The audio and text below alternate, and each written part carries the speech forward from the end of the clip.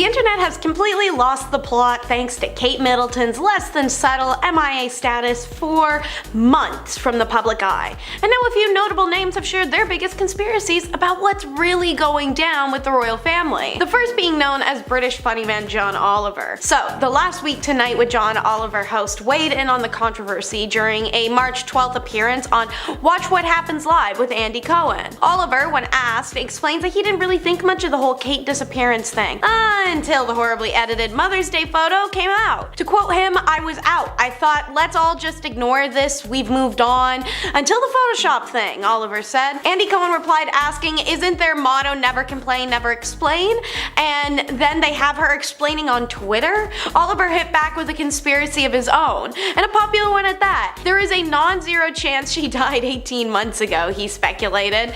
They might be a weekend at Bernieing this situation. I'm not saying it happened, but I'm saying it's a non-zero until proven otherwise. Until we see her sitting there with a copy of the day's paper. Many are speculating on extremities like that as well. And maybe some way, somehow, that she's dead. That maybe Kate's husband put his hands on her, or it resulted in a brain injury, or severe injury that requires a cover-up. Another is that she has a protection order against him for some reason or some sort, which is why her children are missing from the public right now too. Maybe she really did have surgery, but it happened before the announcement. It had bad side effects, leading to a coma or some extremely worrisome medical state. Perhaps they're divorcing and the royal family doesn't really want their next king to be a divorcee, and they're trying to make the behind-the-scene deals happen. Meanwhile, our next celebrity, Stephen Colbert's take is divorce row, but also pegging infidelity as a reason for it. As he expressed on the Late Night Show with Stephen Colbert on March 12th, dubbing it some troubling news about the royaling family, and starting his segment off with internet sleuths are guessing that Kate's absence may be related to her husband and the future King of England, William, having an affair, the television host said, adding his heart goes out to the poor Kate. Colbert went on to say that he's ready to spill the tea, well, literally drinking out of a teacup, and announcing, "I think we all know who the alleged other woman is. The matrioness of," this one's hard to say, Clomondele. But anyways, he continued on, and that was a reference to Sarah Rose Hanbury, who was supposed to be the best friend of Kate Middleton, but shortly after affair rumors began circulating about 5 years ago now, Kate has iced her out. Whoopi Goldberg has no time for all the conspiracy theories surrounding Kate Middleton, and nearly sent The View to an early commercial break on Wednesday out of frustration over them. She was quick to chastise her View co-hosts on March 13th when they started sharing these theories about Kate, making it known she refuses to accept any conspiracies. When Sunny Hostin joked that the table's interest in the topic is all Sarah Haynes, another one of the hosts' fault, Whoopi just shuts it down, saying it's all our fault because we bought into this, she started. When you buy into this stuff, they start doing it to your family, or they start doing it to your kids. It's not cute, she continued, referring to the royals photoshopping Kate's image and whether or not it was she or they who did it. It's not fun, it really irritates me. Goldberg addressed the photo editing controversy with the opinion that Kate actually did in fact do it herself and did take the picture, when the royals notoriously are known to never do that ever and have all their social media ran for them. But another View co-host, Farrah Griffin, tried to explain to a progressively more and more agitated Goldberg why we care about Kate so much. To quote her, "There are genuine concerns about her well-being. When you put something out like this that doesn't meet Reuters or the Associated Press's editorial standards, it feeds fuel to this fire of conspiracies," Griffin said, then suggested Kate film a quick video to halt the rumor mill. "Not to make it heavy, but we know the treatment around Princess Diana. We know what Meghan Markle and Prince Harry went through," she said. "Now you have a princess, a queen in waiting that hasn't been seen, and the stories just don't pan out. She could resolve this, the palace could, in 2 minutes by putting her direct to a camera." That idea seemed to incense Whoopi even further though. As her co-host attempted to explain why they and others want clarity, the moderator couldn't quite finish a thought, so she attempted to send the show to commercial break. That's when Sarah Gaines, our next person up, and Sunny Hostin remained steadfast through their table talk on their opinion. Once again, they argued they needed just one concrete piece of evidence that Middleton's actually okay. To quote, "The frenzy in the media has been dangerous for their family, and they should come out with a video to say, 'Hey, I'm okay, that's all I need,'" Sarah adds. "This is the part I don't get. Why do you think it's important for them what you need?" Whoopi fired back. "Then quit photoshopping and give me anything," Gaines retorted. Sarah is so obsessed with Kate, she's the reason Sunny and Farrah ended up going down the Kate MIA rabbit hole and bringing up the topic on The View. She even posted an unflattering shot of Whoopi on her Instagram's reels after the blowout debate happened, taken from that day's episode, just to be petty. Whoopi Goldberg, who had defended Kate at the start of the segment by saying, "I know very few people who don't manipulate their own photographs," pushed back against Hayne throughout the episode. But she was met with her own resistance from Sonny Hostin too, who ganged up with Sarah. "She's the future queen, Whoopi," Hostin countered. "She ain't taking selfies with her family." The lady's fascination didn't stop with the photo of Kate and her children. It went on to speculate whether a shot of William and Kate in a car was being edited before Whoopi actually finally succeeded in pushing for an early commercial break. Piers Morgan, meanwhile, actually has something to contribute to this crockpot, and he believes it could be a signal that the royals are hiding something. Never forget that Morgan actually personally knew and was fond of Princess Diana, which has given him access to the royals over the years and how they do their cover jobs. So if he's saying that the mysterious photo could allude to something more serious going on behind the scenes, I'm kind of willing to listen. To quote him, "Why is Princess Catherine, who's recovering from abdominal surgery, spending time hunched over Photoshop making amateur edits of official portraits when they literally have servants to do that? Most baffling of all, why not edit in the missing wedding ring?" Morgan 58 asked OK Magazine on Thursday, March 14th. "Kate needs a break, I agree, but it was their decision to release this photograph, and it's led to even more conspiracy theories," Morgan added. "On one level, the edited picture could be trivial. She could be doing fine and doing well and tried to do something to correct the conspiracies and just got it wrong. Or it could be that they're hiding something." Even royalty has started to poke some fun at this situation, but it's not even the Windsor ones. Our next segment's actually the King of Netherlands, who literally made a dad joke out of the whole Kate Photoshop fiasco. King William Alexander poked fun at the controversy surrounding Kate Middleton's Mother's Day photo just this past Tuesday, when the 56-year-old was speaking to members of the public during a royal engagement in Zutphen. A child was excitedly asking the king about a photo of him and his family, to which he replied, according to numerous in earshot, "At least I didn't Photoshop it," as reported by The Independent and The Telegraph. Personally, I thought that was pretty funny. Prince Harry is the brother-in-law, so let's see what he's got to say. Nothing. Well, kind of.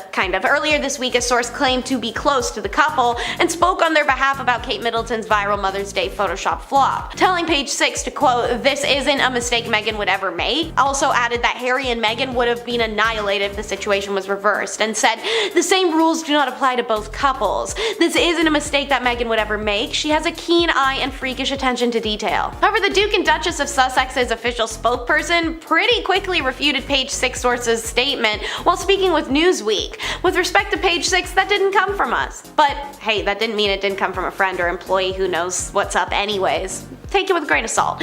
But still, British tabloids like the Daily Mail and Telegraph have attempted to rope the Sussexes, and by association, even their friend and photographer Misan Hadaman, into the mix by questioning the validity of their 2021 pregnancy announcement photos of all things. Hadaman, who's naturally has a business to maintain, had to shut down those claims within hours by sharing unedited versions of the then in question maternity image on Instagram, even fully colorized. He shared a video addressing the accusation and slamming his accusers for their dangerous and unacceptable behavior. To quote him, "Unfortunately, there's been an article on the Daily Mail saying I've admitted to doctoring the pregnancy announcement portraits I took of Harry and Meghan," he said. "Apparently I was switching out trees and meadows. This is crazy. To see an article saying as a fact I did what I did not do is extraordinary to me," he said in his video. And then to try and merge it with this current news cycle of what's happening is just tragic to see. With Misan's name now out of the tabloid mouth, it's up to the netizens to decide who to accuse next of image tampering. Meghan, meanwhile, is keeping what the royal expert Ian Pelham Turner told Fox News as dignified silence, wherein royal members, and I quote, release a statement which would say, "All people can make mistakes in their lives, but they wish a speedy recovery for the Princess of Wales," he said. Adding on one hand, Meghan had to be sympathetic about all the stress that Kate is going through as she copes with serious medical issue. On the other hand, the palace media machine has never been more exposed for what it is, a complete mess, a total disaster, the royal expert added, and that that may be why this couple chooses to say nothing. If the machine is exposing its own failing parts, why not let it crash to the ground on its own? It's a far more dignified and satisfactory way to get to tell people I told you so. Meghan and Harry know what it's like to wake up and see those screaming tabloid headlines targeting them for one thing or another, he divulged. And last up, how is King Charles III feeling about the frenzied news cycle? Given how old he is, I think the only thing he can think about is feeling his skin trying to fight its way off his bones. But rest assured folks, a source at Buckingham Palace told Bazaar that the monarch, who himself is undergoing treatment for cancer, is being kept abreast with the latest developments. And the source said that Charles ultimately isn't too concerned about the current situation. Oh, thank God. Future queen of your country is missing and you're failing to run a successful cover-up plot. But yeah, no, you ain't worried, not concerned. That missing B word, blip on my map. You should see how many people I've made go missing in my life. While the king keeps calm and carries on, other staffers at the palace don't seem to share the same sentiment. The insider claimed that some staff can't quite believe how badly Kensington Palace have not paying close enough attention to what was being released to the world. Didn't anyone there think to check the photo before it went out? The Windsor Royals are a masterclass in deflecting and changing the narrative, all while keeping a cool exterior. And while Catherine's image is certainly used in this capacity, so is her marriage to Prince William, making it easier to sniff out the inconsistencies leading to one of the most popular questions today. Are Kate and William getting divorced? And for real this time, because seriously, we've been through this question before. Way back the first time Kate was seen with no wedding ring. Because that horribly edited photo circulating right now, the ones that the royals are trying to claim that Kate herself photoshopped and notably didn't contain her wedding ring, that fact and many other noticeable errors in the image have everyone all riled up that this is yet more attempts by the family to hide some form of tragedy or a divorce that's the reason behind Kate's disappearance as of late. ITV News has reported that Kate's office offered a simple explanation for the missing ring in the poorly photoshopped picture. It said that the Princess of Wales was at home when the photo was taken, and the refuted claims that it had anything to do with her marriage to Prince William. It also confirmed that it was her husband who took the photo, but I'll believe that when I see the unedited version of the photo or a video of Kate talking at this point, because things are genuinely getting kind of suspicious. But as mentioned, this is simply the newest round of no wedding ring drama. It happened for the first time back in 2017 when she appeared at a few consecutive events, or in 2022 Commonwealth Games, which is when the second round of divorce rumors had come out, alongside yet another affair rumor on William's part. So we might as well dive into those whispers of torrid affairs, shall we? The first round of scathing William infidelity rumors were in 2019. Worst yet, because he can't just cheat, William's alleged affair happens to be with Rose Hanbury, who's just, you know, Kate's best friend in the royal sphere. So Kate immediately cuts off Rose, removes her attendance from all future events. This tips off the public, and it definitely doesn't prevent the story from leaking, which it then pops up in tabloids, and then they pit the two women against one another. That's not to say that Rose and Catherine haven't done what they think is necessary to try and make it look like they have nothing bad going on and make the press stop talking about it. They pulled classic royal family dissuasion tactics, like making Rose's son Oliver one of King Charles III's pages of honor during the coronation, naturally resulting in Rose's attendance on the big day. Therefore, everything must be fine between them. Look guys, they're in the same room. The seemingly warring duo even threatened legal action over the rumors to bury any narrative involving Rose and William. However, that didn't stop people from talking, specifically about how William allegedly spent Valentine's Day 2023 with Rose instead of his own wife. What happens behind closed doors, we can carry into the public though, by body language. I know TikTok and social media as a whole have completely tarnished the legitimacy of lip readers and body language experts, but they do still carry truth and merit when they're professionals. Expert Judy James took a look at Will and Kate at the wedding of the Crown Prince Al Hussein in the summer of 2023. In a video captured of Catherine speaking to the bride, William appears to get more and more agitated before he makes a hand gesture that's indicative of move it along. This is not one of its finest moments when it comes to either body language or words, James told Express. While he clearly moved on from the meet and greet with the bride and groom, Kate stands talking to the bride in an animated and very friendly way. She's not causing a logjam, so there appears to be no logical reason for William to hurry his wife along, especially as she only adds a few seconds to the conversation. Whether he says chop chop with his hand gesture alone is bad enough, with a winding gesture that would normally imply that time is running out. Catherine, meanwhile, ignores him. And then on May 6, 2023, King Charles III's coronation day, many royal watchers picked up on what they believed were subtle clues dropped by Prince William and Princess Catherine. Not only were the prince and and Princess of Wales late for the coronation, but some eagle-eyed fans quickly suspected something was amiss based off of William and Catherine's body language when they were walking up Westminster Abbey. William was mid-conversation while Catherine was looking down at the ground, and both of them were giving off a frustrated energy. "I know nothing about royalty, but that's not a photo of a happy family," one Twitter user commented on a photo of the three of them walking up Westminster Abbey steps. Another focused on Catherine specifically, saying, "Such an unhappy looking couple. She isn't pretending today." And that's a fair point to bring up, because it's not often that Catherine isn't pretending, but when she's not, we see some revealing facial slips. Our next segment. If the wedding and the coronation aren't enough, back in 2017, the Prince and Princess of Wales traveled to Poland to attend a party in recognition of Queen Elizabeth II's birthday. According to body language expert Judy James, photos made it clear that the princess was furious with her husband at the time. To quote James, "When we see a photo of the royals looking angry or stressed, it can often be a body language flash, i.e. a very fleeting facial expression that has been taken out of context," James told Express. That apparently wasn't the case with the Warsaw event, and it usually isn't the case with Catherine, whom James said is very good at controlling her expressions. There are several photos of the occasion that show her looking unhappy, or even throwing William some pointed looks while he tried to remain neutral with a faint, polite, closed-lipped smile of what looked like regret or awkwardness, James relayed. It's unclear what the discord was about, but it's obvious to those who knew what to look for. And while you're looking, you may notice that William is quite controlling. I mean, a big example is that before Meghan Markle ever came into the scene, royal watchers were almost always guaranteed to see William, Catherine, and royal third wheel Prince Harry attending their events together. A seemingly inseparable trio, they represented the new generation of royals, but royalty doesn't change. A former staff member of King James III's household, Jamie Lawther Pinkerton, spoke to Sunday Times in 2019, revealing that William was and is always in control. Before Meghan, it was he that dictated what his brother did and said, but now Harry has struck out on his own. All of William's ire falls on his wife. To quote, "William's quite controlling, and he was in control when it was just the three of them, but now he's not," Lawther Pinkerton said. "I personally wouldn't over-egg Meghan's role in all of this because it's unfair," he continued, alluding to the very common narrative at the time that Harry's distance from the royal family was entirely her fault. Carrying on about William and Catherine's dynamic, Lawther Pinkerton estimated that the Prince of Wales would simply need to get used to not being in control anymore, something that could flare his reportedly quick temper. From telling his wife to sit down at the 2019 BAFTAs to Catherine's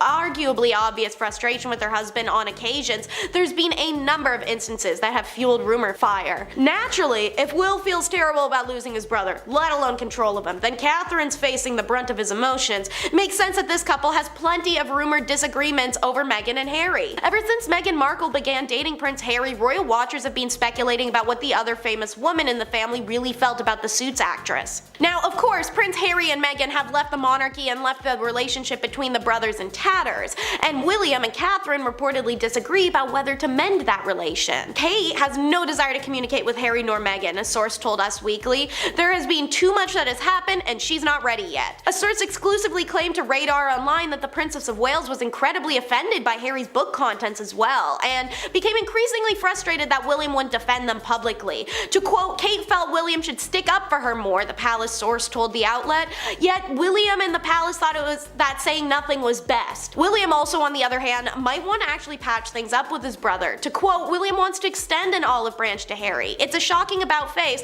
but he feels it's long overdue," another insider alleged to Life and Style. The source claimed that when William told Catherine how he was feeling, it didn't go over well. She was incensed, and William got in this big fight, a source revealed. She'll never forgive Meghan for what she did. Speaking of which, did you guys realize that Meghan and Harry's slander is actually a potential palace tactic to protect William and Kate drama? Think about it. Everyone knows that recently, unsubstantiated rumors about Prince Harry and Meghan's relationship have been swirling, but that always happens whenever there's even a whiff of a rumor about Will and Kate. From reports that Harry's been escaping Meghan to involvement of divorce attorneys, the rumor mill's been working overtime, yet every photo of the couple, they're happy. With all this said, there's a number of fans who believe the increase in a negative Harry and Meghan newsfeed is all a distraction from the couple that's really having issues, which is Will and Kate. Sharing a screenshot of negative story after negative story of Harry and Meghan, Twitter user The Duchess Zone commented, "Like I was saying, William is divorcing Kate," and used the slamming stories as a justification. Meghan even once remarked of her tabloid rumors that "I wasn't being thrown to the wolves, I was being fed to the wolves,"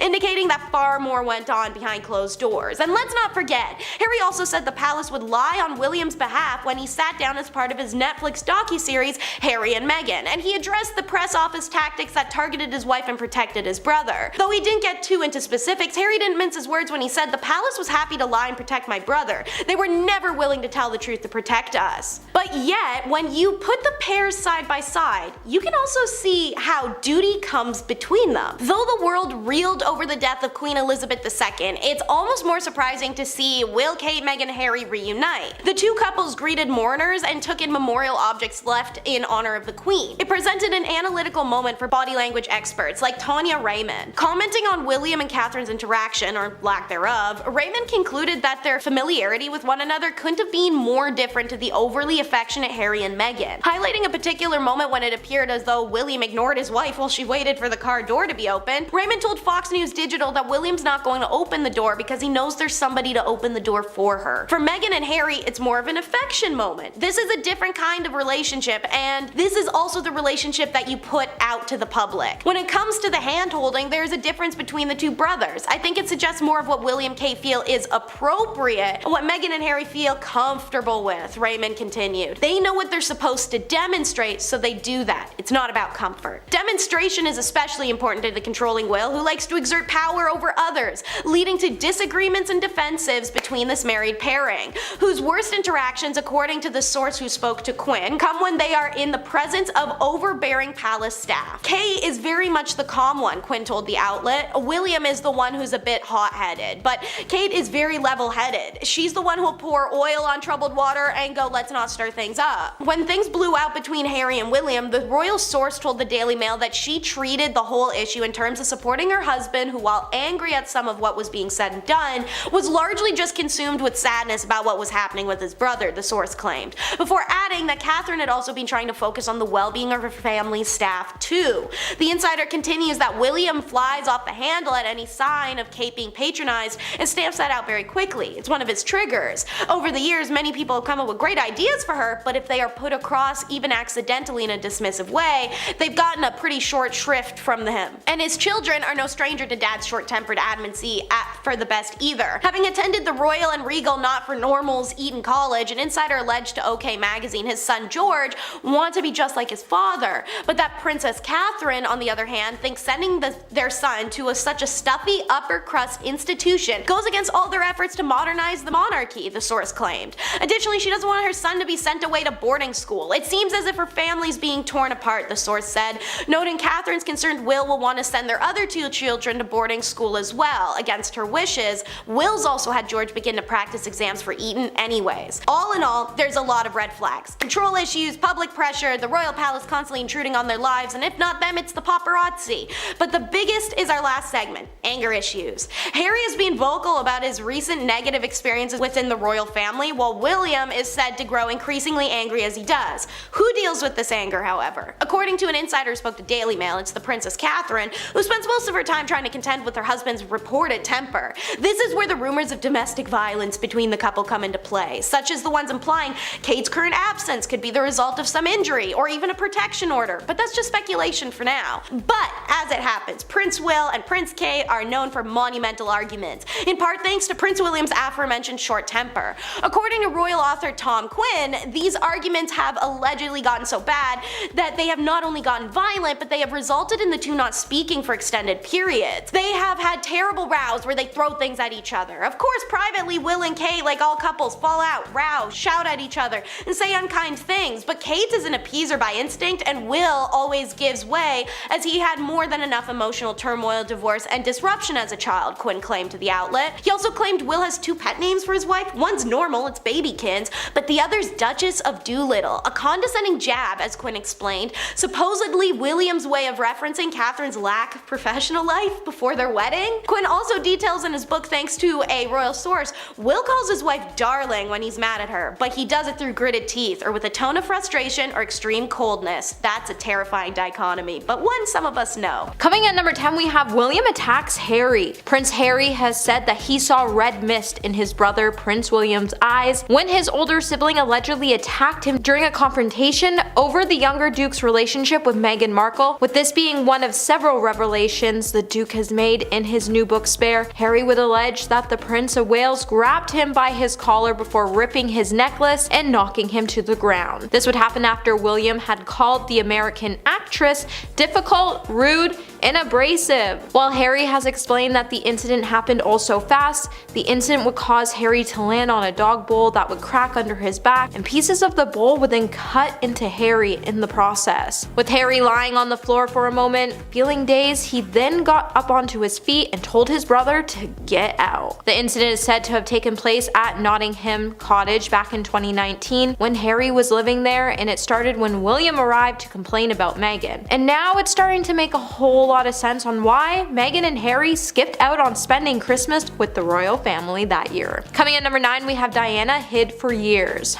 We were all shocked when we learned that Harry would be discussing some never-before secrets surrounding his mother's passing in his new book, and let me tell you, Charles definitely has his hands full with this. In Harry's forthcoming memoir, Spare, Harry would state that for years he thought his mother went into hiding after the world came to learn about her passing. Harry would also say he admitted this thought to his brother Prince William after his brother missed a yearly ski trip to Colchester because he hated posing for photographs. Harry would then note that William even admitted that he used to believe the same thing. Now, the world would come to learn of Princess Diana's passing in August of 1997 after she passed away due to injuries she obtained in a car crash while she was in Paris. Harry would then claim that he even believed that Princess Diana had faked her passing to escape the scrutiny, as he recalled that her life had been miserable as she was constantly being hounded, harassed, lied about, and even lied to. So he thought she staged the accident so she could create a diversion and run away. Hey my little peaches, are you liking this video so far? If so, don't forget to give it a thumbs up and subscribe to the channel. Coming in number 8, we have Diana's passing. So after Diana passed away in a tragic car accident in Paris, Harry would open up about how he learned about her passing. Writing about his mother's passing, Harry would state that he was only 12 years old when he would be woken up by his father after he came into his room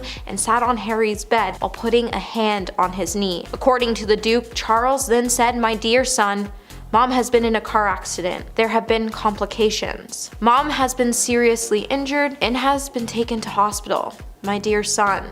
Harry would go on to imply that Charles kept calling him his dear son, and when he was speaking really quietly, it would give him the impression that Charles was in shock. However, the whole thing just seems pretty sad because Harry said he didn't even cry and his father didn't even hug him during the conversation. He just placed his hand on his knee and told him it would all be okay. This is when also Harry would notice that Charles had already broken the news to his older brother William. It just seems a little strange the way Charles went into his room to break the news, and it makes you question if there was anything really fishy that went on with the passing of Princess Diana. Number 7, Prince Philip's passing. The start of Harry's memoir, Spare, would begin with him detailing the sad moment his grandmother, the late Queen Elizabeth II, told him that his grandfather, Prince Philip, had passed away. Just days before Philip's funeral, Harry added that he woke up to 32 missed calls before having a brief conversation with the Queen, in which she informed him of Philip's passing. Harry has also recalled the harrowing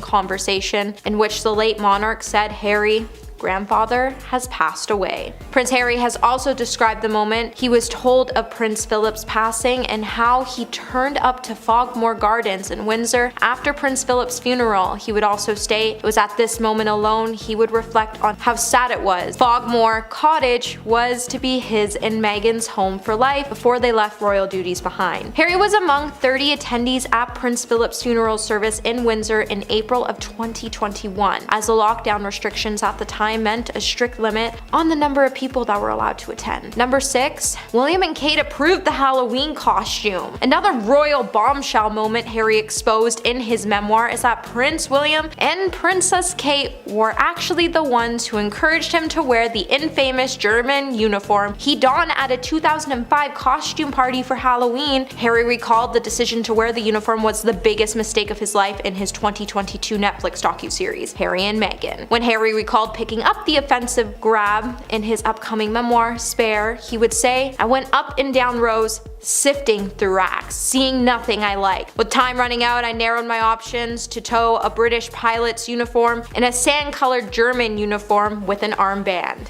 and a flat cap." Harry then recalls that he called Kate and William to ask cast what they thought, and they picked out the offensive German uniform. So Harry rented it plus a silly mustache, and after getting the costume, he went back to their house and tried it all on. He then noted that both Prince William and Kate howled in laughter as they pointed fingers at him, rolling on the floor in laughter. Harry would then apologize again for his poor choice of costume, and he went on to say he was really sorry if he caused any offense or embarrassment to anyone. Number 5. Brothers asked Charles not to marry Camilla. As more details of Prince Harry's hotly anticipated memoir, Spare, is revealed, there have been a number of moments from the royal past that are coming up into the spotlight. Among these reports, Harry would claim that he and his brother had asked their father not to marry Camilla. Back in 1996, Charles would famously divorce Princess Diana following several years of formal separation and a messy public scandal surrounding Charles's extramarital affairs with Camilla. After the divorce, Charles would go on a date with Camilla, but their relationship would remain highly controversial. When the question came, Harry and William proposed to the king that they would welcome Camilla into the family, and the only thing they asked in return was that he never married her. Harry would say that the brother said, "You don't need to get married again." Harry would also share his first impressions of his stepmother, the Duke, and he described her as being calm or bored, and he even expressed his concerns that she would be an evil stepmother, but then he concluded that she wasn't. For years there has been speculations as to how William and Harry may have felt about their stepmother. Now we're finally starting to hear the details, and I wonder how Charles now feels that Camilla knows that his kids told him not to marry her. Number 4. Substance abuse. In one candid moment in Harry's memoir, he would claim that he took some substances and that a journalist even threatened to publish a photo of him using the substance. Being 17 at the time, the prince would recall that he was offered the substance during a hunting weekend, but after taking it, he didn't really find it much fun. Harry would say, "It wasn't much fun, and it didn't make me feel particularly happy the way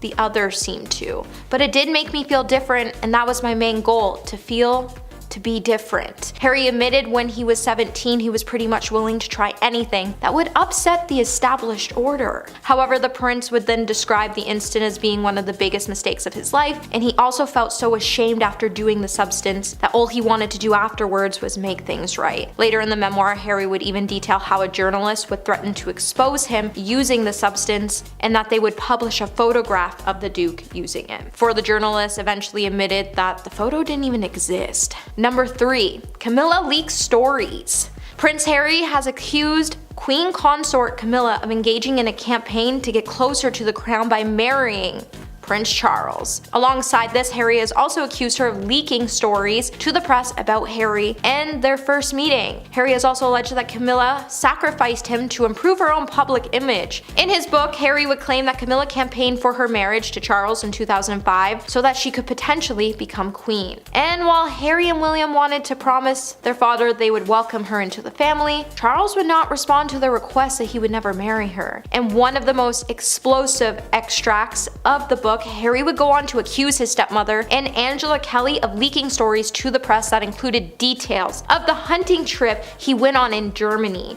where he got exposed to those substances. Harry also revealed that it was only when he got the backing from William is when his father took things seriously and finally confronted her on it. But to sell stories to the press about your own stepson in order to save your own reputation is kind of just sad and petty, and it makes you just shake your head knowing that Charles would even want to marry a woman like that. And he should have never left Diana. That was his biggest mistake. Number 2, the last conversation with the Queen. One of the most heartbreaking stories in Harry's memoir is when he revealed his emotional final words to his beloved grandmother, the Queen, at Balmoral, just hours before she passed away. In his autobiography, Harry would describe that he whispered into her ear and told her that he hoped she was happy and that she would finally be able to reunite with Prince Philip, who passed away a year earlier. Harry would also go on to tell his grandmother that he admired her for having carried out her duties until the end. Harry would then say he scrambled to Scotland to see his grandmother on September 8th last year after Buckingham Palace had announced that she was gravely ill. However, he failed to reach the estate before she passed away at the age of 96. In a moving passage, the Duke would describe that he learned of the Queen's passing after he checked the BBC News website. Upon arriving at Balmoral, he was greeted by Anne, the Princess Royal, who took him upstairs to the room where his grandmother was still lying. Harry would then say, "I advanced with uncertainty, and I saw her.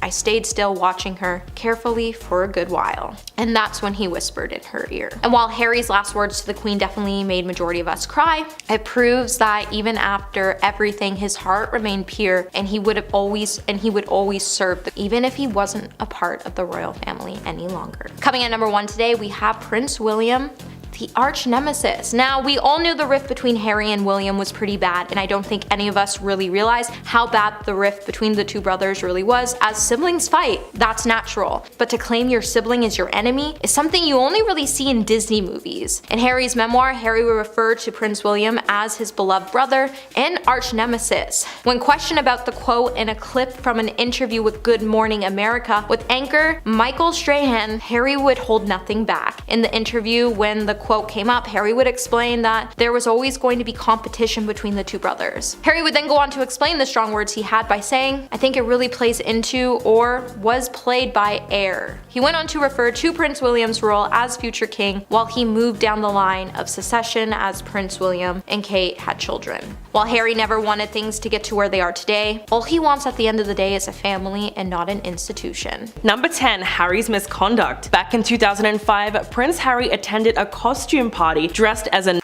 Nazi. This is a risky enough outfit for anyone, let alone a British royal. Of course, pictures from the party were leaked to the press, who plastered it all over their front pages. Harry, who was 20 years old at the time, really should have known better, but he still made a public apology from his royal officers, which read, "Prince Harry has apologized for any offense or embarrassment he has caused. He realizes it was a poor choice of costume." But the papers held onto the story for quite some time, and it caused widespread outrage worldwide. Then 4 years later, in 2009, the prince was dealt another huge blow to his reputation when a tape emerged of him using racial slurs against members of his own army platoon. In the video, you can hear the prince using offensive language as well as racist terms. Once again, Harry had to make a public apology to try and save the royal family from further embarrassment. It didn't work, and the footage was relentlessly replayed around the world. If you're loving this video so far, please hit that like button, it would really help us out. Number 9. Prince Andrew's friend. The disgraced prince is no stranger to controversy. In 2011, it emerged that he was good friends with convicted sex offender and American financier Jeffrey Epstein. He was married to Sarah Ferguson, who came forward confirming their friendship and revealed that her ex-husband had asked Epstein to clear some of her debts. Although he later reported that he had cut all ties with Epstein, Buckingham Palace came under new pressure to explain their relationship with the American in 2015. The royal family has since tried to distance themselves from Andrew when his disturbing ties became public, and there was a civil case brought against him. Not long after that, it was announced that he would be stripped of his military titles and royal patronages and would no longer be allowed to use the title His Royal Highness in any official capacity. The trouble is that no one really knows the full extent of Andrew's involvement with Epstein, but the public mood still seems so set against him that he will likely not be able to return to public life for quite some time. Number 8. The Hidden Cousins. In 2011, an explosive documentary was released called The Queen's Hidden Cousins, which revealed a scandal that has avoided the public eye for decades. In the 1940s, mental illness was not understood as much as it is today, and so the royal family viewed it as an embarrassment when two of the Queen's first cousins, Nerissa and Catherine Bowles-Lyon, were born with severe learning difficulties. Born in 1919 and 1926 respectively, Nerissa and Catherine were never able to be a part of the royal family. Instead, they were incarcerated in a mental institution in 1941 and remained in care there for the rest of their lives. In the documentary, nurses who oversaw them categorically stated that no members of the family ever came to visit the two sisters, who were unable to articulate speech but apparently had a great spirit about them. When the story of the sisters' existence was published in 1987, a scandal instantly erupted when it emerged that the royal family had apparently erased two of its members from their lives entirely. Number 7. Diana's biography. It's no secret that Prince Charles and Diana had a terrible marriage, but unlike many royals, Diana was vocal about her private affairs. We know that she felt like a total outsider within the royal family and felt like a prisoner trapped in a loveless marriage. In Diana's biography, she recounted a desperate time when she felt truly shut out by her husband. Quote,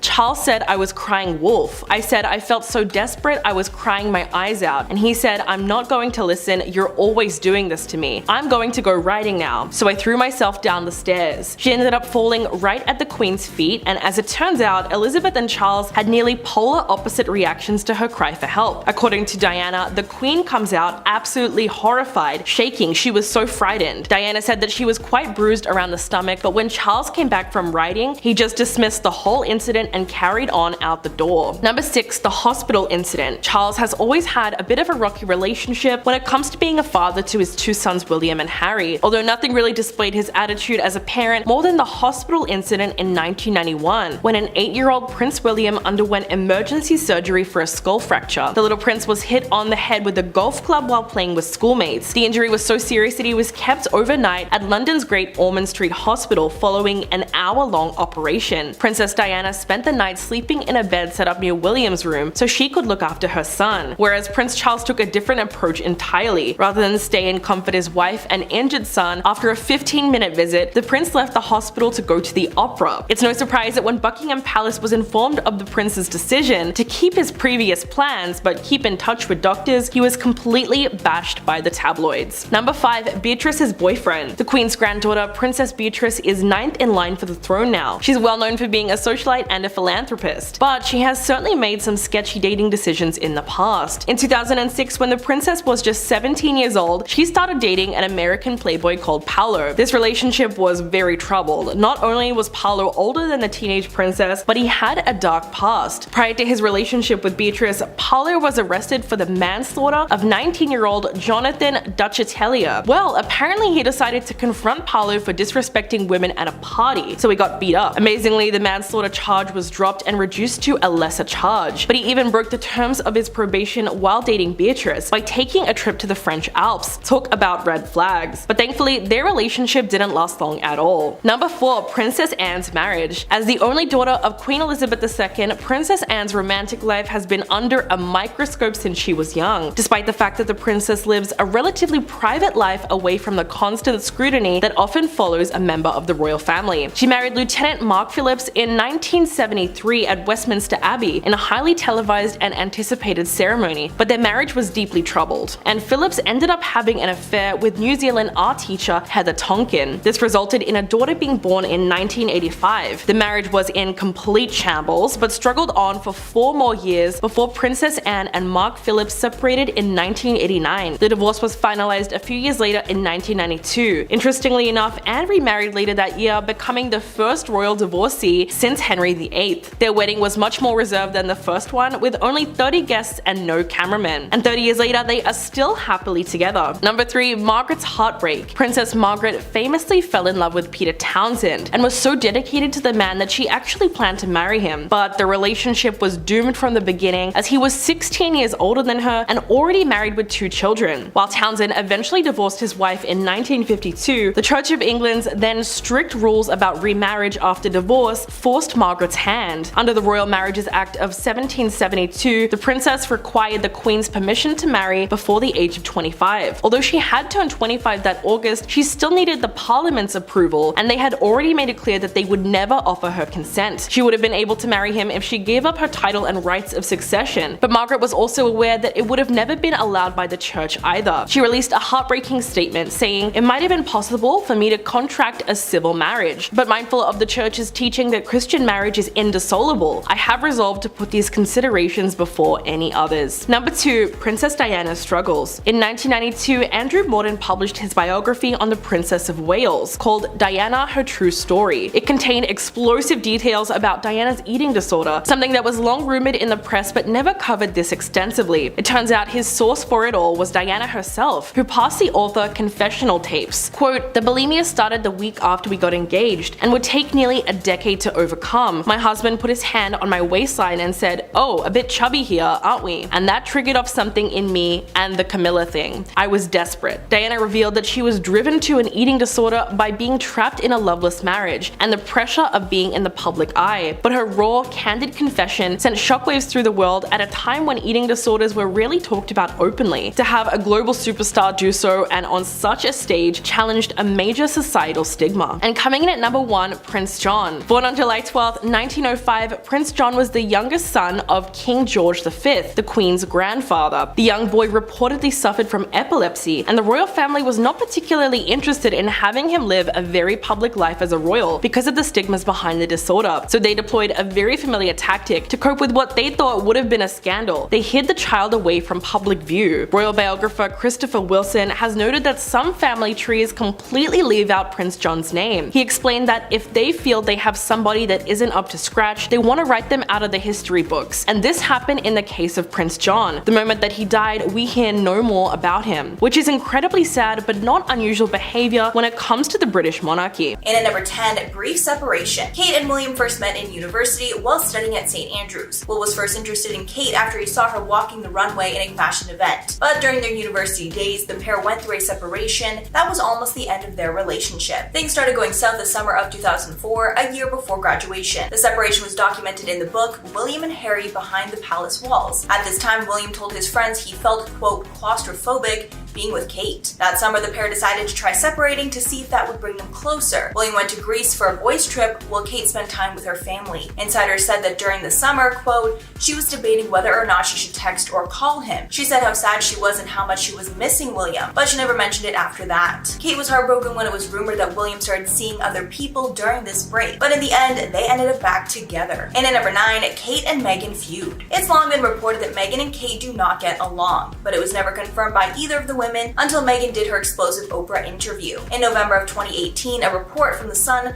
claimed that Meghan Markle made Kate Middleton cry during a bridesmaid dress fitting. But Markle claimed in the Oprah interview that it was the other way around, and Kate actually made Meghan cry. Markle continued, quote, and I don't say that to be disparaging to anyone because it was a really hard week for the wedding and she was really upset about something. Markle even said that Kate later apologized for this outburst. Markle called the way the incident was handled a turning point in her relationship with Harry's family. Sources from Kate's camp also said that after the interview, she was frustrated that Meghan brought it up because she was hoping it was done with. And at number 8, Will dumped Kate on a phone call. The pair went through a brief split once again in 2007, and to make the breakup even worse, Will dumped her over the phone. The cherry on top is that it all went down while she was at work, so she had to try and keep it together the rest of the day. According to the book William and Kate, A Royal Love Story, she was working as an accessories buyer at Jigsaw, a luxury retailer, when she all of a sudden got a call from Will saying he wanted to end things. An insider claimed, quote, she excused herself, went to a back conference room out of earshot of the other buyers, shut the door, and for the next hour heard Will sputter the reasons that he was breaking up with her. Even though that kind of behavior would usually prevent a woman from ever speaking to him again, they eventually got back together and Kate forgave him. In a joint TV interview announcing their engagement, she said about their split, quote, it actually made me a stronger person. You find out things about yourself that maybe you hadn't realized. And at number 7, underpay staff. Working for the royals seems like a dream until you realize that the pay is probably lower than you would think, considering the family is uber rich. Staff at the Kensington Palace even threatened to strike in 2016 when a pay cut of about $5,000 a year was threatened. This came after a $3 million renovation to the palace, so clearly the royals had the money to pay people adequately. Even though it's been reported that many of the royal staff do not do their job for money, rather they take pride in working so closely with the royals. The insider also wanted to make it clear that the staffers who worked most closely with William and Kate were not considering the strike, but her staff have shaded her in the past. One of Kate's staff said about her, quote, Kate is a lovely, lovely girl. She totally adores her husband, and they're devoted to each other. But that extra something, which you would call the X factor, the magic quality, charisma, it's not there. Ouch. And at number 6, shady ski trip. It seems that Will and the boys' trips are a very bad mix because he's had quite a few shady moments while out with the boys. Once was back in 2017 when he decided to take a skiing trip with some friends that got him in a lot of trouble. Insiders claim that Middleton was very angry when she saw tabloid photos showing Will dancing in a club, and in one picture dancing with a blonde woman, putting his hands on her waist. All this was happening while Kate was at home with the kids. Even worse, this trip caused William to miss a Commonwealth Day service at Westminster Abbey, which is a huge event for the royals. Reports surfaced that the Queen was not pleased and had a stern talking to with him when he got back. And at number 5, William's affair. Like I said before, Will has been rumored to have cheated many times over the years, but there was never more proof than in 2020 when the tabloids claimed that Will cheated on Kate while she was pregnant with her 3rd child. The rumor started when The Sun published an article claiming that Kate was feuding with fellow royal and friend Rose Hanbury. Nobody was sure why this feud started, although it was rumored that Will was having an affair with Rose. Then In Touch decided to take the cat out of the bag and confirm these cheating rumors in an article. Then in another Daily Beast article, the affair was said to be confirmed in a tweet by a royal reporter who quickly took it back and deleted this tweet after backlash. The palace even took legal action against these reports and denied any rumors. And at number 4, broke restrictions. Because of the virus we're all fighting, many governments implemented restrictions on travel and leaving the home unless necessary. In December of 2020, the UK had some of the strictest measures, so many thought it was strange when Will and Kate still decided to travel. It was reported that the royals took a quote private royal train to Scotland, stopping in the country's capital of Edinburgh, which was under Tier 3 restrictions. This meant no leaving your home unless it was essential. The royals were in the area to praise healthcare workers, which is very nice of them, but not essential. In the couple's defense, the Scottish government admitted that they did know about the visit in advance and took precautions. But there was a lot of talk that a Zoom meeting would have sufficed. And at number 3, unnecessary trip. Of course, the royals deserve a vacation every once in a while, but since taxpayers essentially fund these trips, they get a lot of scrutiny from the press. The royals were criticized after they decided to take a trip when Prince George was only 7 months old and did not take him along. The couple decided to travel to the Maldives in 2013, calling the trip a second honeymoon. The Daily Mail noted that the couple was accompanied by several taxpayer-funded Scotland Yard detectives, clearly a sore spot for the public. This trip also happened less than a month after William went on another short hunting vacation with his brother Harry. Kate had also gone on a vacation with her family shortly before. In a separate article, the Daily Mail reported a supposed, quote,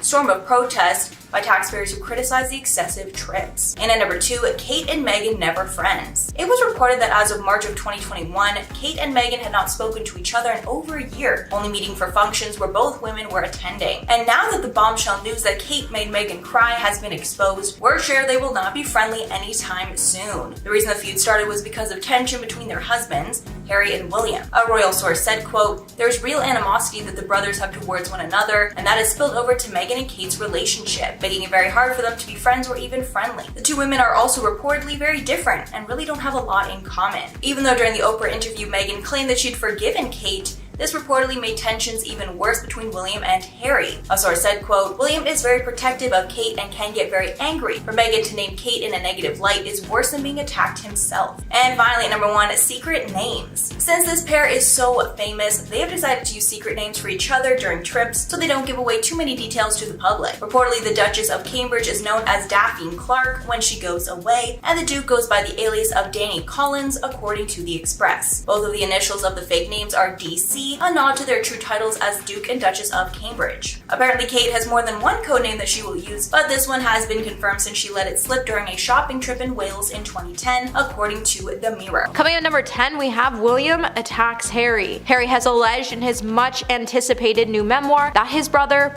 Prince William, lashed out and physically attacked him during a furious argument over the brothers' deteriorating relationship. On Thursday, The Guardian said that they had obtained an advance copy of the book Spare that is due to be published next week. In the book, Harry would go on to recount an argument in 2019 at Kensington Palace. During the altercation, Harry would claim that William called his wife, Meghan Markle, difficult, rude, and abrasive. Harry claims that William grabbed him by the collar and ripped his necklace before knocking him to the ground. Harry would also say, "I landed on a dog's bowl which cracked under my back, the pieces cutting into me. I laid there for a moment dazed and then got to my feet and told him to get out." Harry would then explain how the incident caused him to have a few scrapes and bruises, and as a result of the tussle, William would later apologize. With the book scheduled to be released Tuesday, we were all expecting it to claim the past problems that Harry and Meghan had already aired out before, but it seems like this book is filled with some never before juicy facts that's going to send the palace into a frenzy to try to cover it all up. Number 9, early tensions. Long before Meghan even came into the scene, the brothers had a back and forth tension. With all the turmoil of their childhood, William took strength from the idea of his duty and what lied ahead for him as king, while Harry on the other hand got caught into the importance of love. So when he found Meghan, he went for it, and William told him to slow things down, he would explode, and it would cause William to go to his uncle, who was Diana's brother, and ask him to intervene and suggest that Harry should slow things down. Not long after, Harry would reject William's model, as he knew he wanted to love Meghan and he wanted to marry her, which would lead to the beginning of their so-called rift. While the interactions between Meghan and Harry and William and Kate have been extremely guarded, no one really noticed how formal the British family was behind closed doors, and it's clear that while there were early tensions before Meghan, it seems like when Harry started to date Meghan, it provoked the royal family and everyone in it, and they all just finally broke. Hey my little peaches, are you liking this video so far? If so, don't forget to give it a thumbs up and subscribe to the channel. Coming at number 8, we have William expresses his concerns. So in 2017, according to the book Finding Freedom, it would claim that William was expressing some concerns when it came to the speed of Harry's relationship with Meghan. This would come after some of Harry's closest friends spoke out warnings to him of the whirlwind romance. William would then be forced to also confront his brother about the relationship with Meghan, and he would say, "Don't feel like you need to rush this. Take as much time as you need to know this girl." While William was only trying to be a protective older brother, it would send Harry off the walls, and sources would claim that Harry was extremely angry with his brother and he couldn't believe he would ask such a thing. While some people feel like both brothers were just overreacting, it would totally go on to show what type of people they really are. With William being the calm and rational one, it's clear that Harry can't help but take things too far personally. Despite everyone's obsession over the Fab Four, aka William, Harry, Kate, and Meghan, there has always seemed to be trouble in paradise. After months of Harry and Meghan's royal wedding, a source would tell ET that there was tension in the family after concerns had been expressed about the suit star, with sources claiming that there was major tension since William first voiced his concern it would hurt Harry so badly that he was never able to completely mend his relationship with his brother. Number 7, William yells at Harry. In the latest episodes of Prince Harry and Meghan Markle's documentary on Netflix, Harry would say that his older brother Prince William left him terrified after he started screaming and shouting at him during an emergency meeting to discuss Harry's future as a working member of the royal family. In the 3 final episodes, the couple would take aim at the royal family. In the penultimate episode, Harry discusses a 2020 crisis meeting that was scheduled at Sandringham Estate, where he claims that William would go on to scream at him in front of his grandmother, the late Queen Elizabeth II. Harry would describe the situation by saying, "It was terrifying to have my brother scream and shout at me, and to have my father say things that simply weren't true, and my grandmother just sit there and sort of take it all in." The meeting, which involved Harry, William, King Charles, and the late Queen, was a high-stakes discussion to determine how the Duke and Duchess of Sussex would continue to operate within the royal family. Harry says he and his wife had proposed to be half in and half out of the royal family, working to support the Queen, but also having their own jobs and supporting themselves financially, and William definitely felt like Harry and Meghan were stepping out of line, so he yelled at his brother to put him back in his place. Number 6, staring at feet. It's clear that now when the brothers are near each other, they no longer are in the mood to talk to each other, and it seems like William is so done with trying to mend his relationship with his brother. On numerous occasions, the brothers can be spotted staring at their feet just so they can avoid making eye contact and having an awkward conversation. When you're not in the mood to talk to your older brother, that's a really big sign that something deep is going on. While William was once spotted staring at his feet to avoid having conversations with Harry, he seemed like he was off in his own world. While both brothers let the Duchess of Cambridge also take center of the stage, the whole world would watch but miss out on the brothers' tensions because she was good at commanding all of the attention. While it's definitely been a huge moment of silence for the brothers, I would really hate to see these two never repair their relationship. With both going through so much together, like the tragic loss of their mother and their life in the spotlight, they both have so much to look forward to together, so hopefully they can mend things eventually, because a life without your siblings just seems lightless. Number 5, body language. You don't need to be a body language expert to read the room. And no, anytime that Prince Harry and William are in the room together, there is something extremely off. When the brothers were once spotted sitting next to each other, they couldn't have been anything but more distant. While there is a chance that both were actually just focusing on the game that was happening, they honestly didn't look like they were having fun together. With the brothers sitting right next to each other, you could legit see how uncomfortable they were doing it. With Harry crossing his arms, you could tell that he just didn't want to be in the same room as his brother, and being seated right next to him just was not the highlight of his day. Another time you could see the tension spewing between Harry is when the brothers were spotted wearing navy matching suits. While it seems like William was looking at his feet, Harry did not look so pleased and left us all wondering what was wrong with Harry. Did William say something to get on his nerves, or was he actually just over the whole royal duties things? Or was it just both? At this point in their relationship, it's starting to look like any event that Harry and William have to go together has become more like a chore rather than the two brothers just catching up and bonding. And it left us all to wonder again, since when did it become such a bad thing to spend time with your brother? Number 4, the middleman. Do you ever wonder that when the brothers are spotted together, why there is someone always standing in the middle of them? Even their grandfather, Prince Philip, was once spotted being the middleman at one point, which made us question if he was even over all the William and Harry beef. And if he wasn't, why was he put directly in the middle of them? It just seems like today they jump at the chance to put someone in between them so they don't have to stand next to each other. Normally, you would see these guys sharing a really sweet moment with their grandfather, but at this point, it looks like they're depressed doing that. While the brothers have gone on to do a pretty good job at masking all the tension overall and even unveiling their mother, Princess Diana's statue in July of 2021, in the small moments, you could still see it. It seems like Harry and William would rather be doing anything but talking to each other with their hands on their hips. It shows that they're really just closed off. Even Kate has found herself being the middleman, and while she has overlooked the drama for years, she's been putting up with it for years as well, and it can't be easy for her. But at the same time, if there's anyone that could put these two back into shape, it's gonna have to be her at this point. Number 3, spending the holidays apart. While it's a tradition for the royal families to spend Christmas at Sandringham, with the tension so high, Meghan and Harry decided they wouldn't be in attendance since 2019.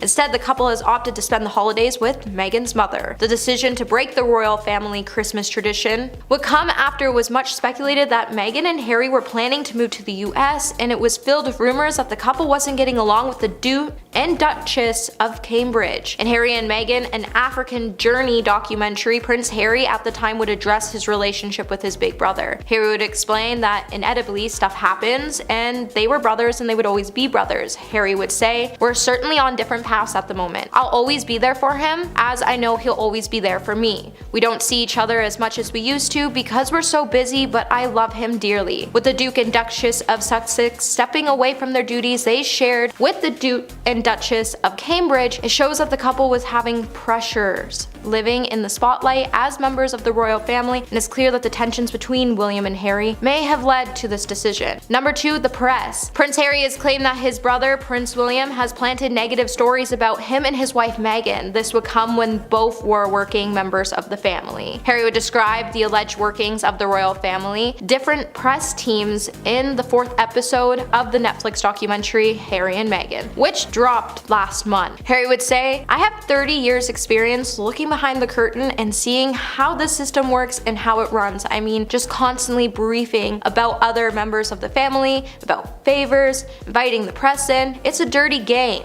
You know, there's leaking, but there's also planting stories. So if the communication team wants to be able to remove a negative story about their principal, they'll trade and give you something about someone else's principal. The offices end up working against each other." Harry would also add that everything is done this way to allow the employees to keep their hands clean, as they would always say, "I didn't know about this, don't be ridiculous." The Duke would also reveal that watching his parents, Princess Diana and Prince Charles, use the press to damage each other had an everlasting impact on him and his brother. And coming in number 1 today, we have the glares. So have you ever noticed all of these glares and evil eyes Harry has been given when he's even in proximity of William? Because it shows some major hate. While Harry could be annoyed by something, it doesn't quite look like in his photos that his brother and him have spent most of their lives as close friends, as there seems to be a trend of Harry always trailing a bit behind his older brother. Now it could just be protocol because William is going to be king, but it appears to have made Harry a little salty. With the tensions growing high between the two brothers, they kind of both look awkward when they're in the same room together, and you almost never see them smile like they used to when they're photographed together. It seems like now everyone wants to push Harry to the back, and you can just see his glaring eyes poking out in the background. On most occasions, Harry is shoved to the back, and while he should be happy on celebratory days like trooping the color for the Queen's birthday, they shove Harry to the back and he didn't look so happy about it, and while Harry's left looking bothered, William is less than concerned about it. And while these two men are still in the same room, they're still miles apart. This past Tuesday, Prince Harry and his wife Meghan Markle, the Duchess of Sussex, say that 10 times fast, I can't even say it once, they were forced to take refuge at a New York police station in the middle of a so-called chaotic pursuit by paparazzi. Now, was that chase really chaotic, or is this whole thing being blown out of proportions? Welcome to Beyond the Screen, I am Nate, and today we're breaking down the facts about the Prince Harry and Meghan Meghan Markle car chase. A quick summary for anyone who is unaware, the prince and his wife, while still holding their royal titles, have stepped back from their royal duties and have been living outside of the palace since 2020. So just a heads up. Alright, so on Tuesday night, Harry and Meghan's mother were in attendance at a charity event at Ziegfeld Theater in Midtown Manhattan. Following the event, the crew entered a car and were escorted by police and private security towards a friend's home in the Upper East Side where they were staying during their visit. As they began to drive, however, a slew of paparazzi began aggressively pursuing them. Despite being escorted by police vehicles, the paparazzi followed them for 75 minutes up and down the Franklin D. Roosevelt East River Drive. It's the main thoroughfare of Manhattan's East Side. Eventually, the police decided to direct the crew to the 19th Precinct Station House on East 67th Street between Lexington and 3rd Avenue. They were rushed inside, but the paparazzi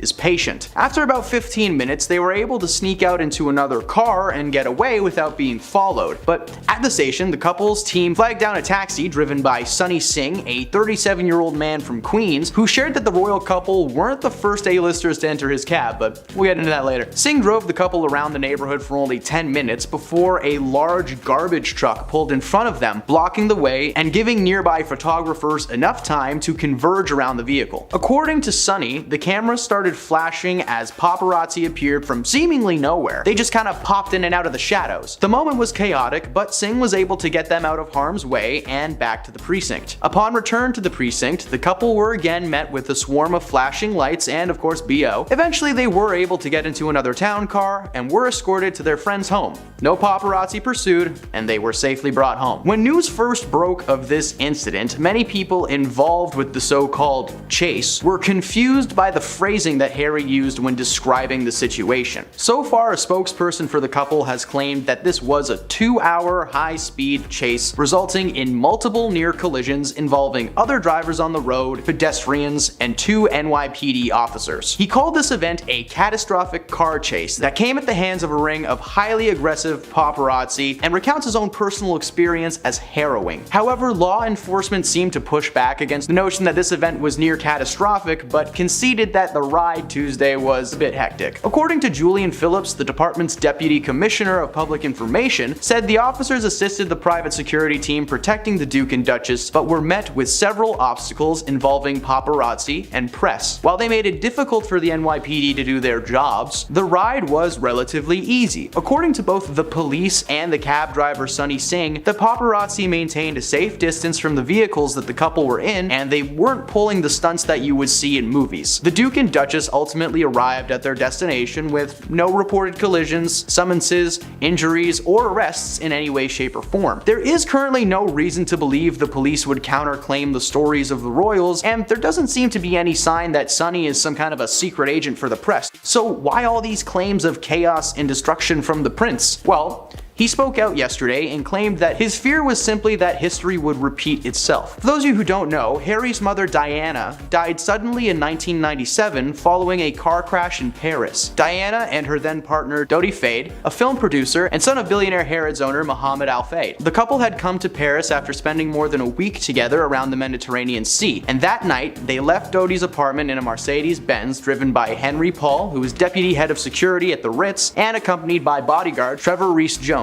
Upon entering the Pont de la Mare tunnel, Paul lost control of the vehicle and collided into the tunnel's 13th pillar. The crash was the result of Henry attempting to evade the paparazzi who were aggressively pursuing Diana on motorcycles. Following the crash, the paparazzi stuck around and photographed her final moments. Diana was the only person still breathing following the crash, and after CPR was administered, she was put on a stretcher and driven to a hospital where she sadly passed due to her injuries. Harry's fears are beyond valid, and if you didn't think paparazzi were lower forms of being than your average human, well, I hope you do now. While Diana was struggling to breathe in the back seat of a car, the press just stood there and snapped pictures. This is one of the most disturbing situations that we could ever imagine. What kind of person could stand there and do that? That incident has stuck with Harry his entire life. So when he gets in a car with his family and someone starts following them, he's understandably on pretty high alert. Harry has been vocal about his issues with the press for a very long time. On the Late Late Show with James Corden, he said that the tabloids' relentless pursuit of him and his family was destroying his mental health. It was bogging down their overall lifestyle, making it hard for them to appear in public, go out to dinner, do anything that a normal family wants to do. It truly brought down their energy. They are toxic people, and in many situations he acts as any good father or husband would, and gets his family out of there. He's been in a very public battle with the media, and at times has claimed that they are seeking out drama in his life to spark controversy. They want to make something happen and cover it,